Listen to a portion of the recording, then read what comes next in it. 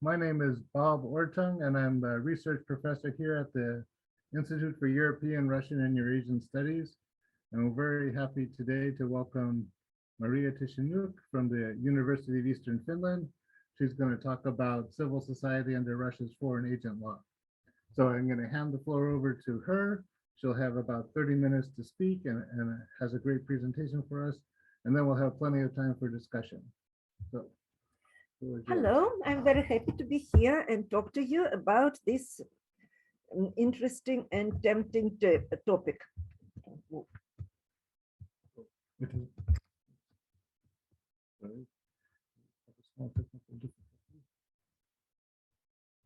was moving. It was moving, yes. I think this is this one. Okay. The NGO transformation, I will start to retell about it since the year 2000 when Putin came into power.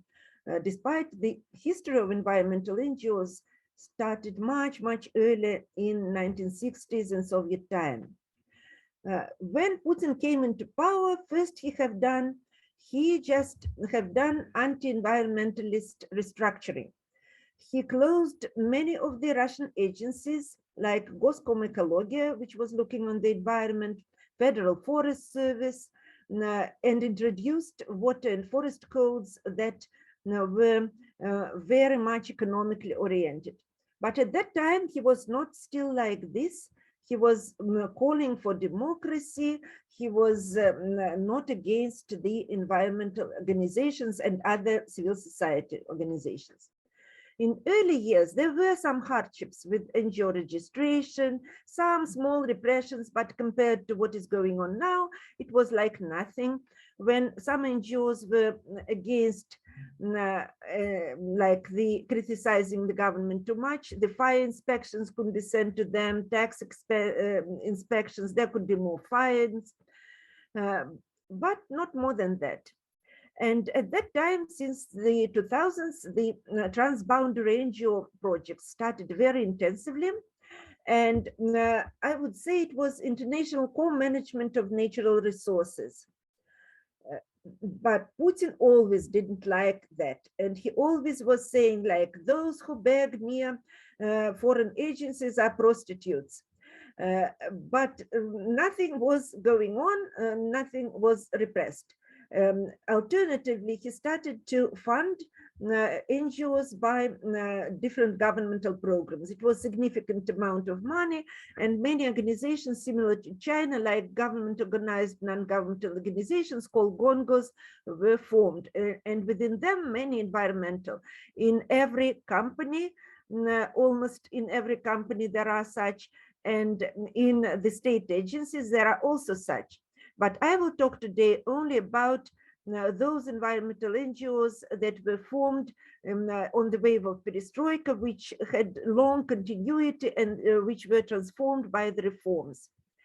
So the major transformation happened in 2012 when the law on foreign agents was introduced. It was a new era of NGO life. So it was a federal law on foreign agents, and another law which really changed the whole organizational and institutional environment was the law on undesirable organizations, which was introduced in 2015. So in my research, I was looking how foreign agent laws and a law on desirable organization influenced NGOs' operation in Russia and influenced their transnational networks. And what strategies have Russian environmental NGOs employed to operate under this tightening state regulation? This foreign agent law didn't start to influence environmental NGO immediately. But in 2014, Putin announced that the law have to work. And in different places, in different regions, it played out that environmental NGOs were starting getting to the registry. And then there was NGOs, of course, resisted legislation, but the Ministry of Justice, there was an amendment to the law that they can label NGOs as foreign agent without their agreement. So to be listed on the foreign agent in the register, you have to have foreign funding and political activities. Foreign funding is pretty easy to identify, and political activity was understood really, really widely. Any participation in the seminars with state officials, then organizing seminars and meeting. If the state official is present there, it is already political. Participation of individual members in different public meetings, different appeals and petitions to state authorities, even publishing articles and interviews in mass media, web pages, or even academic journals in Russia. It's also political activities. And of course, criticizing government decisions.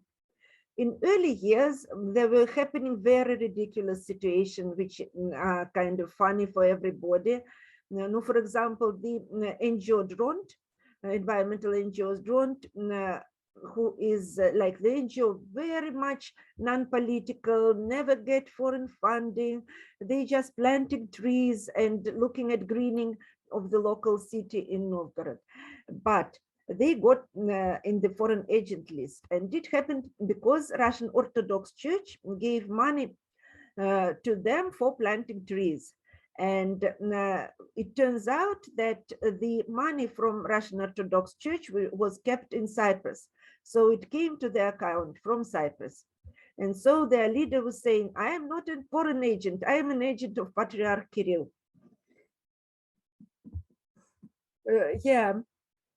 So there was also ridiculous situations with different organizations. For example, there were joint programs with the government, and then NGOs were getting as foreign agent. For example, Educational Center for Ecology and Security presented research at the conference, which was organized by the mayor on natural resource management. This mayor just asked them to present, and then they become foreign agents. ISAR in Siberia organized a grant competition jointly with the Regional Department of Natural Resources. So it was kind of government, non-governmental program, and immediately got to the foreign agent list. Silver Tiger Foundation in Komi Republic. Their leader was participating in Citizen Council under the Komi government, and they are funded by the logging company, because logging company need them to identify high conservation value forests. But it is a Syktyvkar pulp and paper mill, but money was coming from their headquarters in Austria. And they become foreign agents, and it's very complicated for them to continue because the government is really interested to work with them and to have their leader on the city council. And in the same year, the organization become foreign agent, and the same year get a huge governmental prize for environmental protection. It was like 3 days in between. So NGOs, of course, responded to these laws, like involving in different strategies, which we call games with formality. Of course, was possible voluntary entering foreign agent, but environmental NGOs were not doing that. Some of them were rejecting foreign funding. For example, Sakhalin Environmental Watch rejected foreign funding, returned it, but they could get off the register only after 2 years because they used part of this grant before. And that's why for 2 years, they still needed to be in the register. And they are supported by people now, and they are kind of trying to challenge Rosneft and other for oil pollution. For them, it was very important not to be in the foreign agent list, to have a voice. Some of them are returning foreign money. Some of them are liquidating the organizations and forming different ones. But of course, NGOs in general started to avoid political actions, much less than before they are active on the political arena.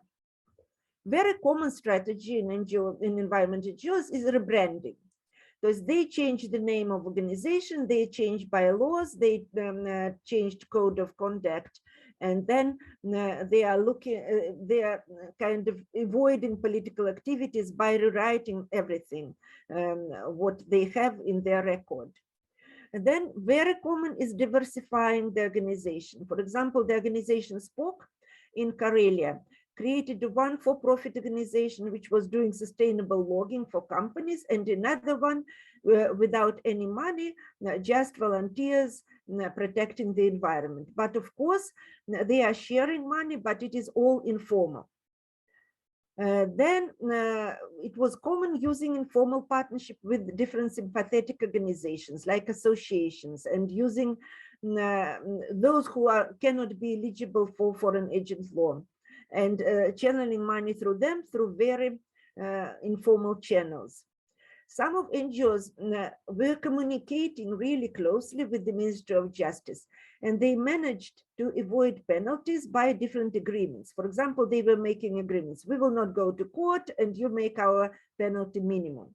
Or there are many of them. And in my interviews, I was very surprised that so many can really get an informal relationship with such offices, Ministry of Justice.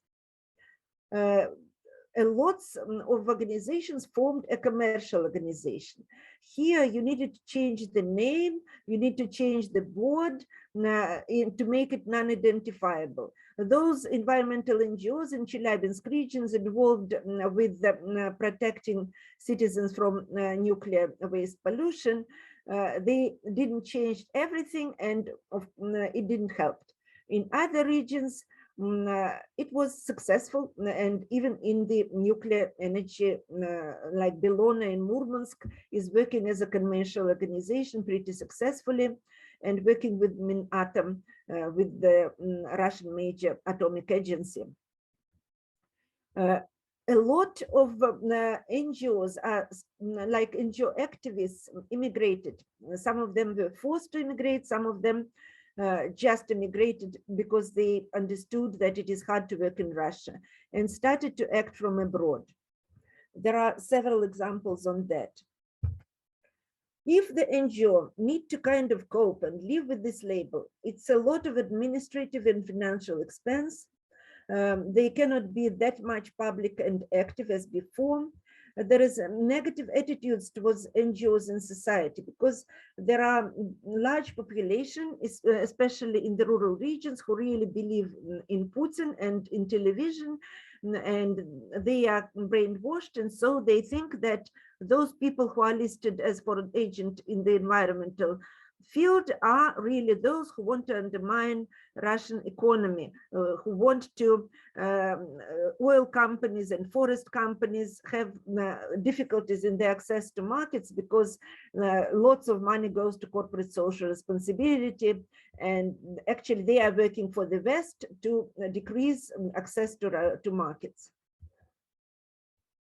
So this restructured a lot of NGO networks. Also, there is very common that company challenged by environmental NGOs writes a letter to the Ministry of Justice and asks them to look carefully at that NGO or this NGO. And then the NGO is again, other NGOs again to the list or getting huge fines for something. In the early years, there was very much increased solidarity between NGOs. Now it is much less, and they are much more on their own. There's lots of amendments to this law. In 2017, media foreign agent. In 2021, lots of media, free media were in the register. And in April 2021, it was not allowed for foreign agents to be involved in education. And in 2021, individual forest agents law, which involved many bloggers or alternative media, but already one environmentalist, Evgeny Simonov, who is coordinator of Rivers Without Borders, also got to this list. And now actually all people who are foreign agents and NGOs are worrying very much about this register.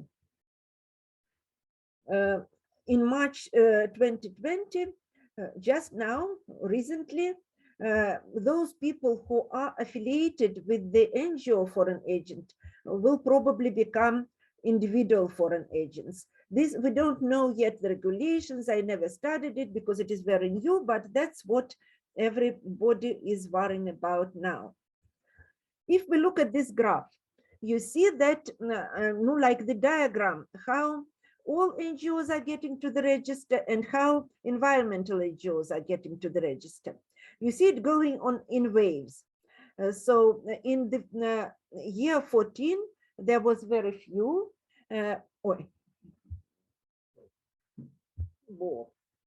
What shall I do? No, I don't see it. Yeah, in 2015, it was the worst year for environmental NGOs. The most of them got to the register in 2015.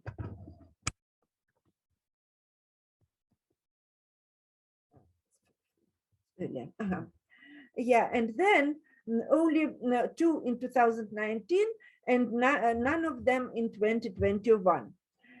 So it's kind of the waves of including, and now the government was more focusing on the media and those who are stronger involved in political action. I would say that now there's very, very few number of environmental NGOs in the register. So it was total in the register 260, and from them 32 environmental. So it was at the total 20%. But now it is only 75 NGOs total in the register, and only 3 environmental. That's 5%. So and what you can assume, what happened to them? I was looking at that issue and trying to understand what happened with the environmental organizations. And you see that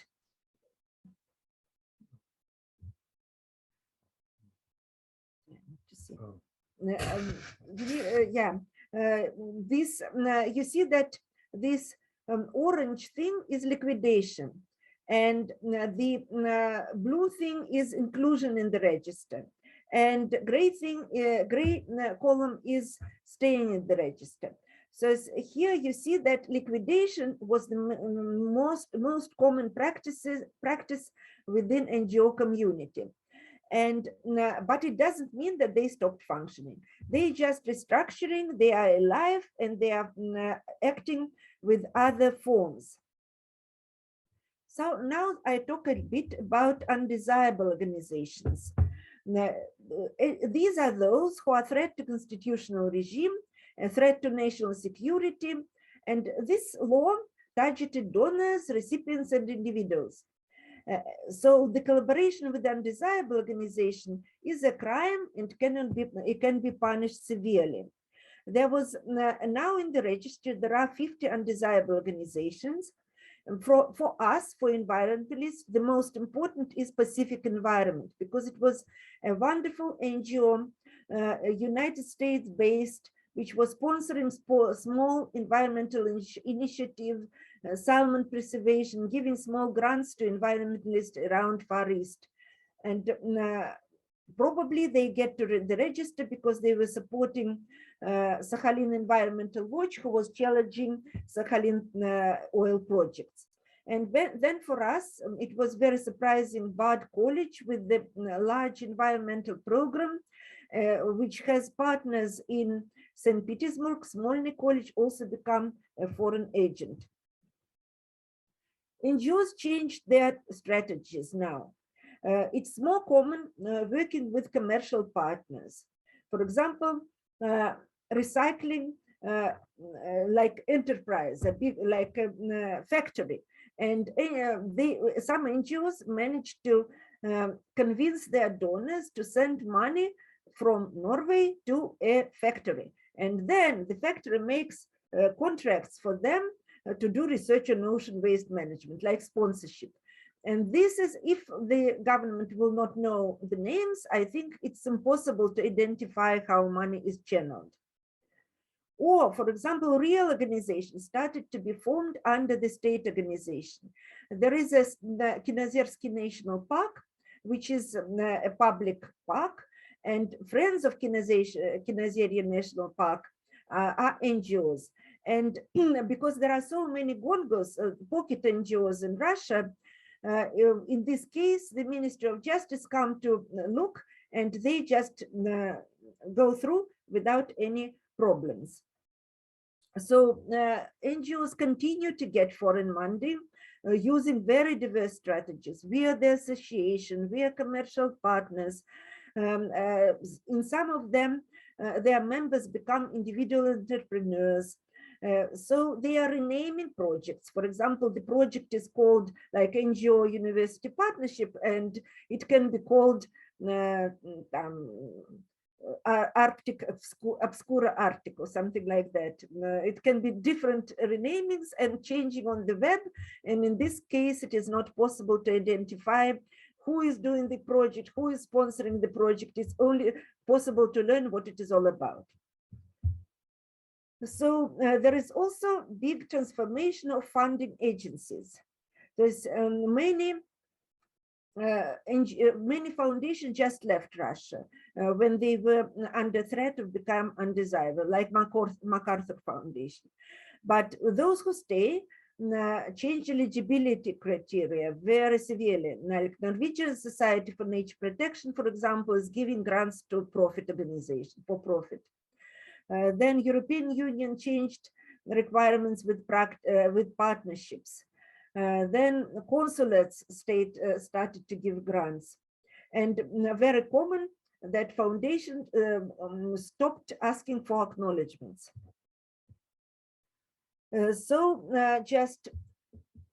I can talk like for a second about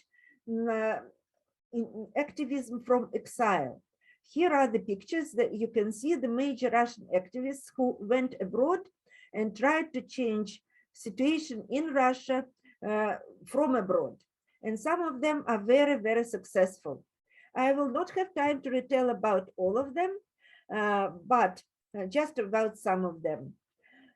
For example, Evgenia Chirikova, an activist who were protecting Khimki forest from the big highway, Pavel Sulenzigai, big indigenous people leader, Dmitry Berezhkov, another indigenous people leader. They had a strategy. They decided that they will go abroad, and from there they will help indigenous people and the environment in Russia. But some of them needed to just go abroad urgently because they had threat of imprisoning. And these ones were Nadezhda Kutsepova and Natalia Mironova, both dealing with nuclear energy. And Nadezhda Kutsepova now living in France. In Russia, she had still not closed NGO Foreign Agents Planet of Hope. She is still consulting from abroad victims of the Plant Mayak. She is campaigning against Plant Mayak with investors in France and around the world. And she's doing different shows, very much into social art, like theater in Belgium, production Memory of Trees. It's about nuclear accident. She wrote a book on closed cities. And what is the most amazing, she managed to block investment to the Plant Mayak from French investors. So as we see, there is in this transformation, NGO networks changed dramatically. The whole global interplay of actors changed, and the new rules of the game were introduced between local and global actors. Changed the networks with state officials and agencies within in Russia. I was talking about games with formality. I was much more negotiation through litigation. Before that, environmental NGOs were not really going to courts.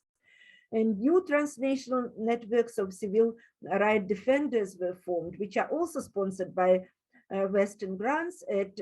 Because of these grants, they can help for free to environmental NGOs to win some lawsuits. It is impossible to win a lawsuit in a way that you can get out of the register, but it is possible to use different formal mechanisms and get fines back. These I know several examples. So what, I guess you are all interested about what will going on next with the transformation because of this terrible war and invasion of Russia into Ukraine. Because I know a little bit about that, what is going on already now. So now it is a huge breakdown of the supply chains, and NGOs which were greening supply chains really get out of the business.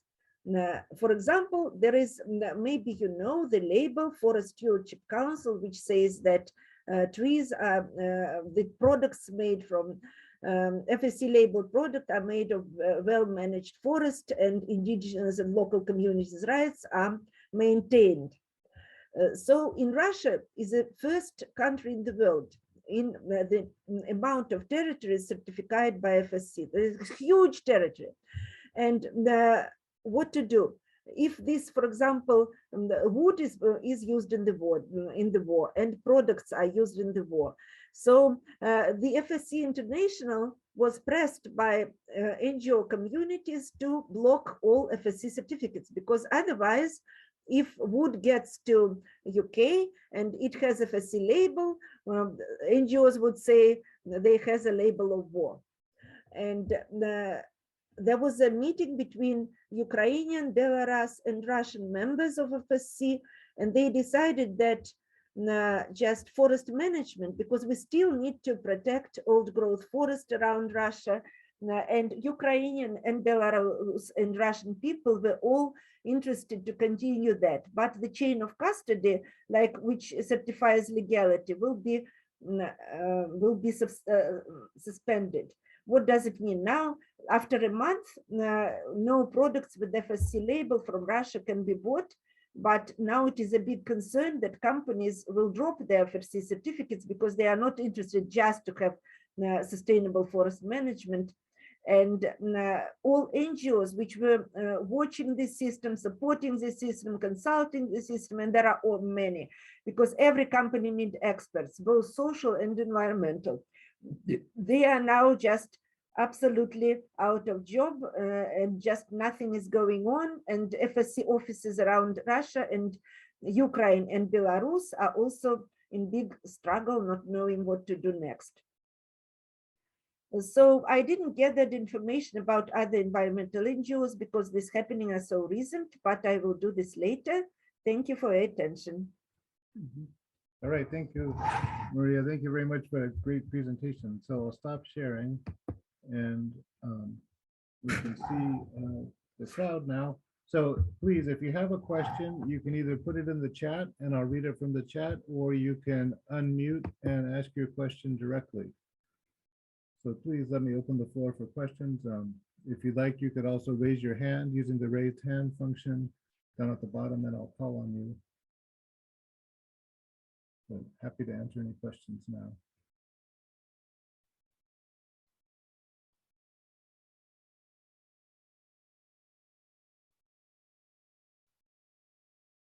Maybe as our members of the audience think about questions, I can ask you a question. Yeah.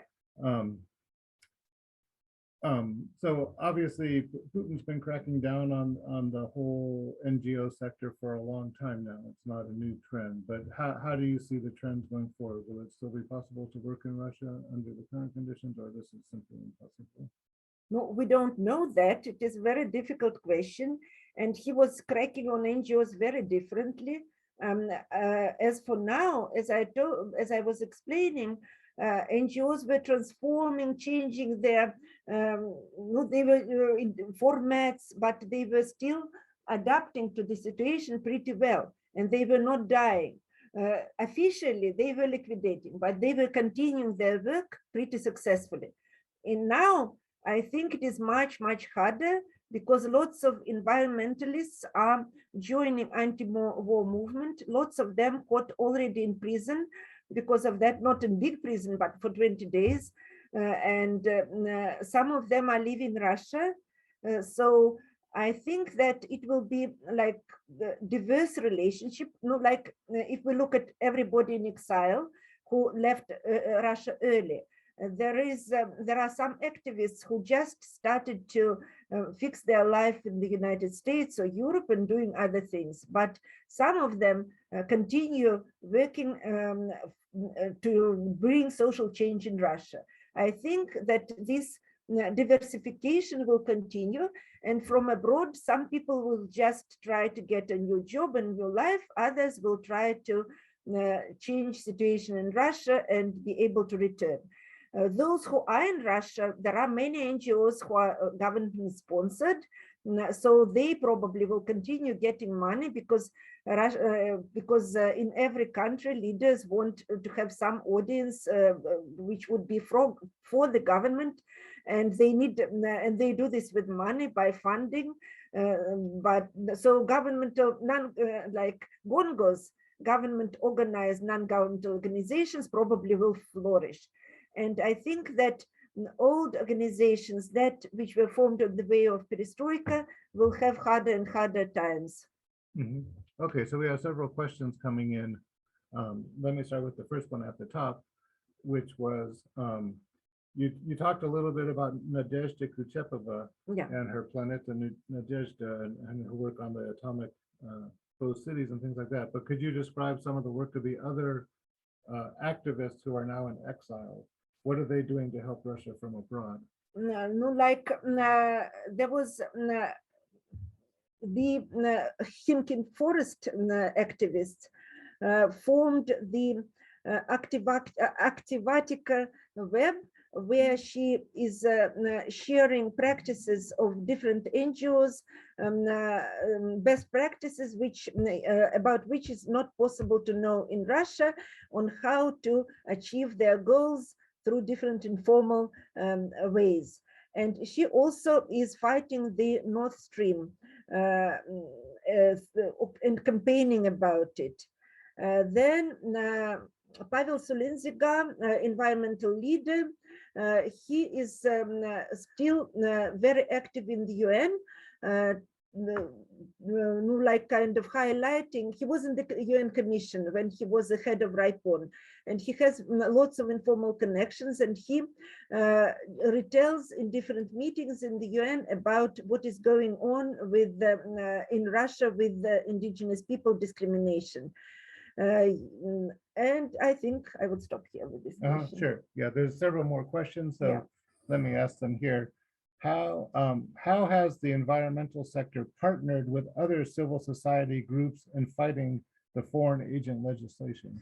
The most partnership, the strongest partnership was between environmental NGOs and civil rights protectors and lawyers. And it formed only after the foreign agent law, and it was really strong partnership because and also I would say that Western funding was kind of directed towards human rights, and environmental NGOs tried to link the protection of rights, for example, of indigenous people and local communities in the face of devastating impacts of the nearby companies or something like that. And that in this way, new networks were formed, which were very effective. But now it's more like partnership with lawyers, I would say.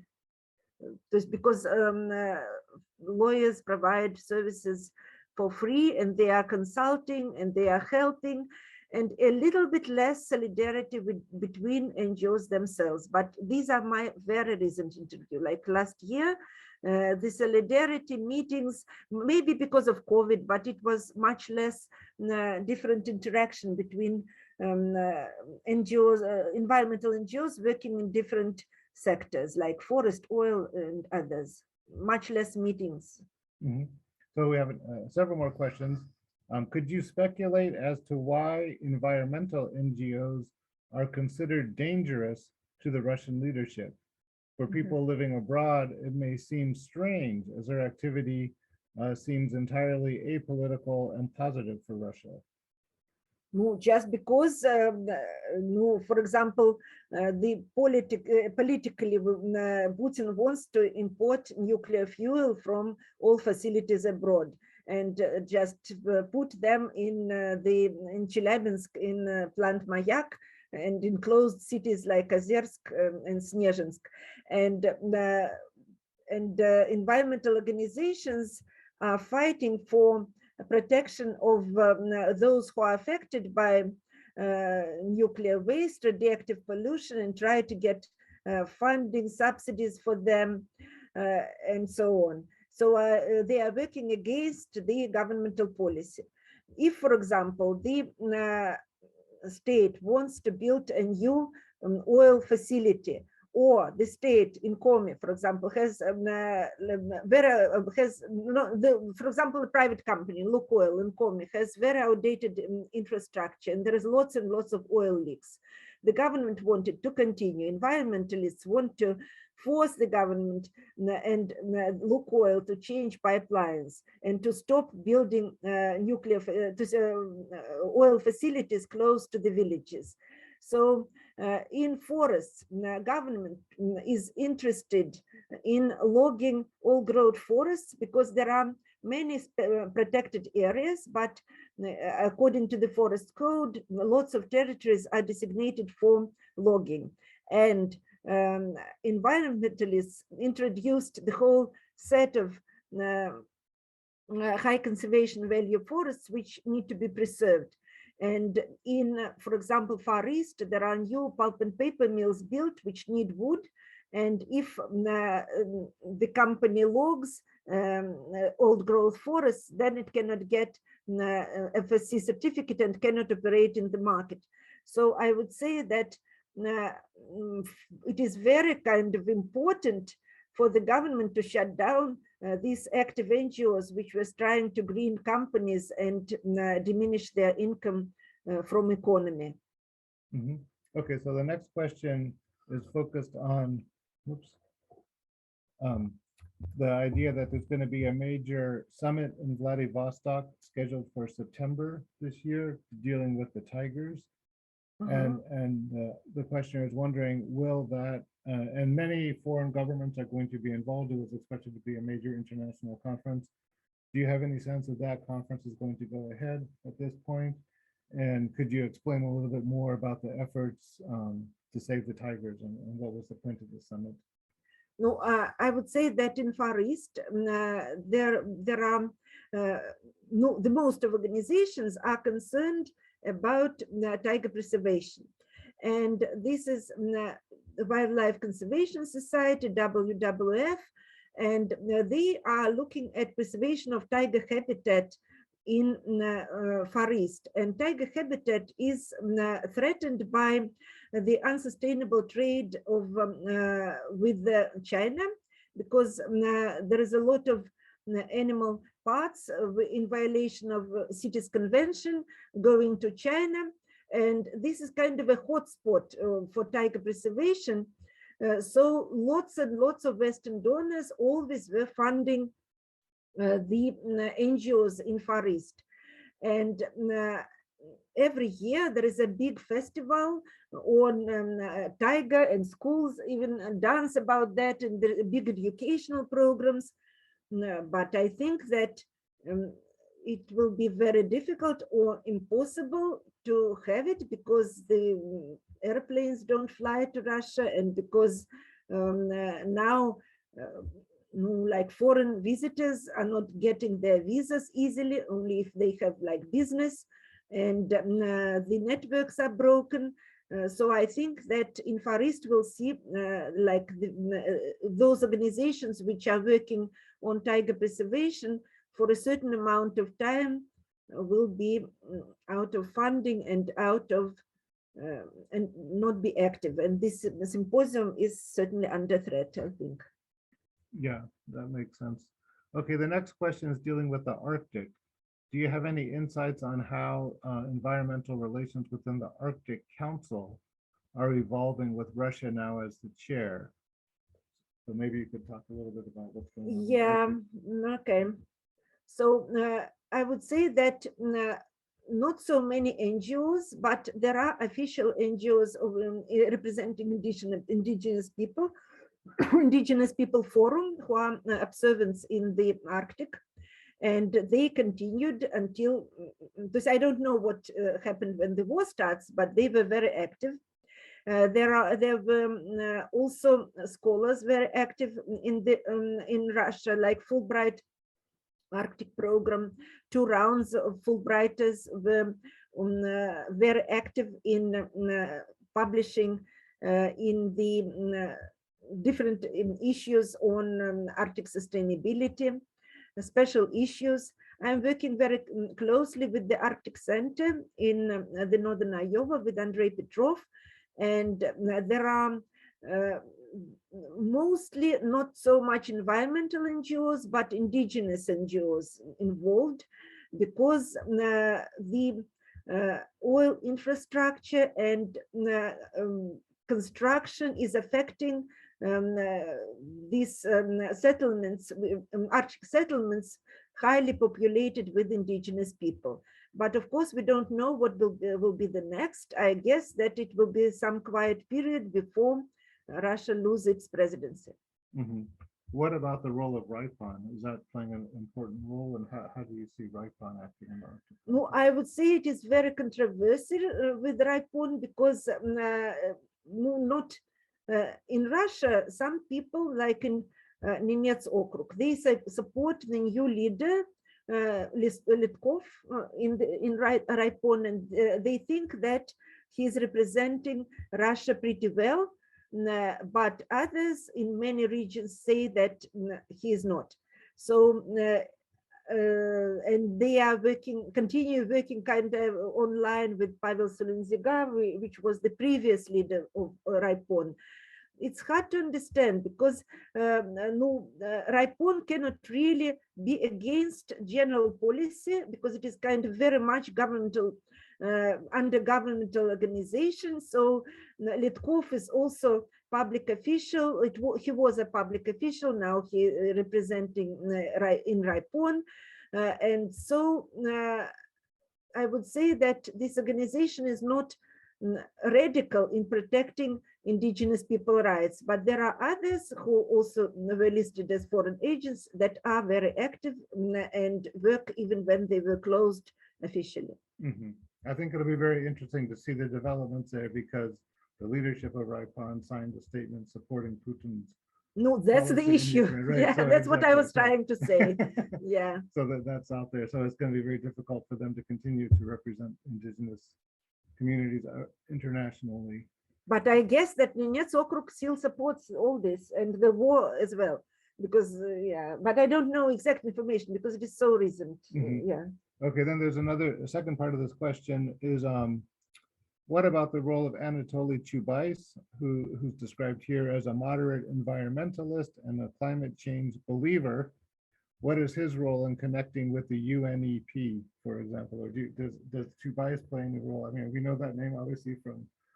No, I would say that we know Chubais, but in Russia, like real environmentalists don't really think he's so much environmentally oriented.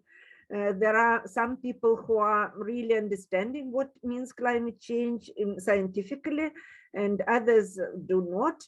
But okay, he maybe agree with that climate change is happening, but he is not considered an actor that would really foster prevention or adoption to climate change. Mm-hmm. So let me see. Let me ask if there's any more questions. If you'd like to ask a question, please, again, put it into the chat or unmute yourself, and you're very welcome to join the conversation. One thing I was thinking about here, you know, in our sustainability movement in the United States, that we've been thinking about the energy transition and how we can make a move away from fossil fuels toward renewable energy. Mm-hmm. And it seems like Russia's invasion of Ukraine is going to give a strong impetus to that environmental movement in the United States, because it's a very strong reason for us to stop using oil and natural gas, and to really focus with much more energy and seriousness on renewable energies. Do you see, you know, obviously Russia is heavily dependent on fossil fuels for its development. Do you see any movement in Russia in thinking about how to transition Russia away from fossil fuels? Is there any serious effort? Obviously, Putin is not interested in that, and the Russian energy companies are not interested in that. But is there a grassroots movement that's relatively below the radar that would be pushing Russia in this direction? Yeah, there are grassroots movements, but I would say that wind power, they just don't know how to work with that. There were NGOs who were installing them, for example, in Murmansk region, a lot of them, and then they all not working and something is happening and they are broken. So I would not say that there are serious movement, but there is a movement, grassroots movement, there is definitely. And I know several locations where the wind power works, but in a very small scale, this is non-comparably less than in other places. Maybe like we had this Soviet plan Goelro before about electricity all over, and in a very remote villages where it didn't got there, they are now installing this the wind generators, and this is working pretty well, but this is also not a big scale. And I think just here we can compare what is going on in Russia with the North Slope of Alaska, where people also are very much dependent on oil. And if we look at Alaska in general, there are lots of wind power on southern Alaska, but in the North Slope, there is nothing. And people are very much kind of not interested in that. So I would say that Russian Arctic is pretty similar like North Slope of Alaska on this issue. Mm-hmm. What about solar power? Is there any interest in that, like in the southern parts of Russia where you have more sunshine? With solar power, there is it's too expensive still. Here it become much cheaper, and there I know a lot in the different natural reserves. They all have solar power on the small scale. There are environmentalists who are interested in solar power, for example, in the eco-villages in Russia. Now it's actually a boom of the eco-villages, like around 5,000, and they all are trying to introduce small sustainability programs, and they are really installing solar power. For example, my friend and collaborator Antonina Kulyasova has a village which is all in solar power. And maybe I will say something which you don't want to hear, but there is a lot of environmental initiatives in Crimea. And these initiatives are initiated by Russians who came there after Crimea was annexed in 2015. And they leased land or bought pieces of land in the mountains and are building their very sustainable communities, which like America can only dream about. And this is very widely spread in the Belbek Valley. And I was contacting them even during the war because I was interested in what is going on. If it is war and from Crimea, troops are moving to Ukraine, and they were saying, oh, we are doing recycling. Oh, we are doing cleaning this land. So it looks like right there, close to the border, they are still doing their environmental business without much change. And I say, do you feel the war? Say, oh yeah, I heard 3 airplanes up flying, but nothing else. And I contacted me like 11 of them whom I interviewed before, and everybody says that life is as usual. Mm-hmm. Yeah, it'd be interesting to see how long they can that will last, because obviously everything is changing right now. Everything is changing right now, but I'm on chat with them on Telegram. So I see how they say, let us clean that, let us clean that, meeting on that, environmental training here. Mm-hmm. So I'm getting this information every 10 minutes, what they are doing there. Mm-hmm. Yeah. So any more questions? Or we have another guest here, but Irina, if you have a question, you can ask your question. Okay. My question is about, so Russian environmental NGOs are very well incorporated in international community. Yeah. And with this, the beginning of this war, like the universities, for instance, and many Russian universities are now, cut off international communications. So European universities break the agreements with Russian universities, especially after all these rectors signed this pro-war agreement. So I'm just curious, based on your experience of these last 2 weeks, or probably you know, so how international partners of Russian environmental NGOs react to this situation? Do they try to get rid of this partnership, or on the contrary, they try to help Russian NGOs. So this, and Belarusian as well. I would say on the contrary, but they are on the person-to-person base. There are, in all my subscriptions, there is lots of invitations of leaders of different NGOs to leaders of environmental NGOs in Russia. Come here, we will decide next what to do. It's not like support going to Russia. No, because that I may not know about funders, but these are funders. But NGOs to NGOs, I would say that very much close links continue on the personal base. And I got, for example, the message from one of the funders from Germany that can you please find some active environmentalists in danger now, just link me with them in the mail, we will help them in Germany, we will give them scholarships.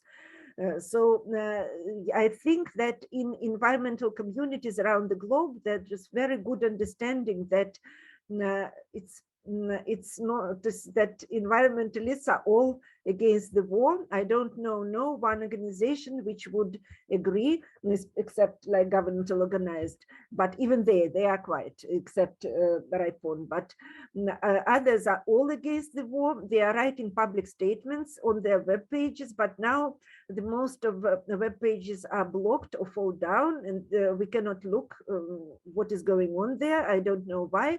And people don't have Facebook, they can use it through VPN only, those who have. So we don't know yet how it will be on the official level, but now like friendship continues. I don't know no one case when they would say, you are not my friend any longer. Mm-hmm. So maybe one final question would be, how do the environmental movements see the future development of Russia? Like where can it go? What kind of scenarios? I mean, you can think of obviously very pessimistic scenarios. Okay, I think that on the very local level, like lots of people who are threatened by the war will move to the eco-villages. For example, in that eco-village, which I'm closely affiliated, which I'm like worked on our European Union grant in Верхний Березник, there were living like 15 people. Now my colleague Tonya has there around 70. So people are hiding in their villages. And every time when in Russia is crisis, people are rushing to their villages. With COVID, it was huge flow. And now because of the war, like the people are trying to get out of the city, close to the land, grow their vegetables and fruit and be environmental. I think that this kind of village community sustainability initiatives will flourish. I'm very sad about interruption of the global local funding relationship between foundations and NGOs, because it is so hard to send money to Russia now. You need special channels, you need to figure out how to do it. And maybe it will, after the war end, maybe in a couple of months, it cannot be forever, funders and NGOs will revitalize their relationship and their networks, and they will continue. But if you look, for example, at those supply chains, for example, Stora Enso left Russia. It was one of the sustainable companies certified by FSC with lots of experts from environmental NGOs.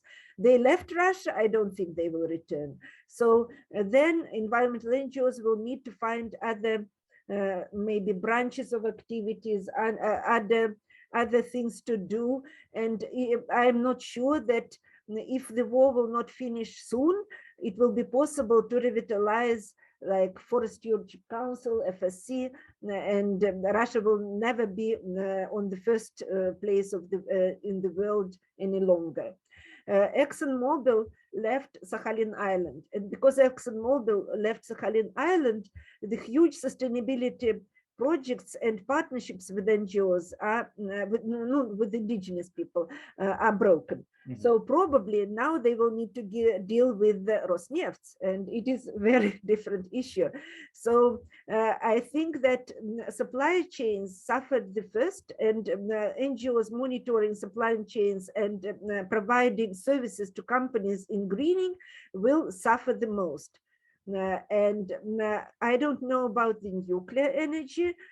Probably Minatom is still interested to work with the civil society in Russia because of decommissioning, and there will be big threat of outdated power plants, which we already saw in Ukraine with the Chernobyl power plant, which was very close to the accident, and hopefully it's not now. But that I think this decommissioning NGOs working with Minatom will continue because Minatom is very independent from Putin and from Putin's policy and doing whatever they want.